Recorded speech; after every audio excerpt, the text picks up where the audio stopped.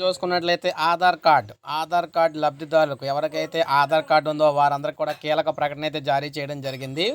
ఇక నుంచి ఆధార్ కార్డు మీరు వెంట పెట్టుకొని తిరగకూడదు. అవును, మనం ఎక్కడైనా ధృవీకరణగా చూపేందుకు ఆధార్ కార్డునో లేక దాని జెరాక్స్ కాపీనో తీసుకెళ్తూ ఉంటాం. ఇకపై దీన్ని తీసుకువెళ్లాల్సిన అవసరం లేదు. ఉపకరించే సరికొత్త ఆధార్ యాప్ను ఐటీ మంత్రి అశ్విని వైష్ణవ్ గారు ఆవిష్కరించారు. క్యూఆర్ కోడ్తో తక్షణ వెరిఫికేషన్, రియల్ టైం ముఖ ఆధార్ ధృవీకరణ వంటి ఫీచర్లు ఈ యాప్లో ఉంటాయి. ధృవీకరణను పరిశీలించే చోట ఆధార్ తనిఖీ క్యూఆర్ కోడ్ ఉంటుంది. దాన్ని మన ఆధార్ యాప్తో స్కాన్ చేస్తే మన ధృవీకరణ అయిపోతుంది. ఇప్పుడు యూపీఐ చెల్లింపు కోసం క్యూఆర్ కోడ్ను స్కాన్ చేసినట్లే ఇది పూర్తవుతుంది. పూర్తిగా సురక్షితంగా, అత్యంత సులువుగా ఆధార్ తనిఖీ జరుగుతుందని సామాజిక మాధ్యమం ఎక్స్లో వైష్ణవ్ పోస్ట్ చేశారన్నమాట.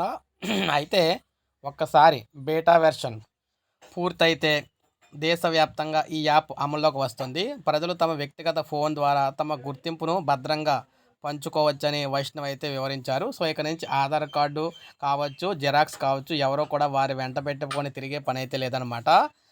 మనకి కేంద్రం తీసుకొచ్చిన యాప్ ఏదైతే ఉందో ఈ యాప్ మన ఫోన్లో ఇన్స్టాల్ చేసుకుంటే సరిపోతుంది. ఆ యాప్ ద్వారానే ఒక ఆధార్ యాప్ స్కాన్ చేస్తే సరిపోతుందన్నమాట.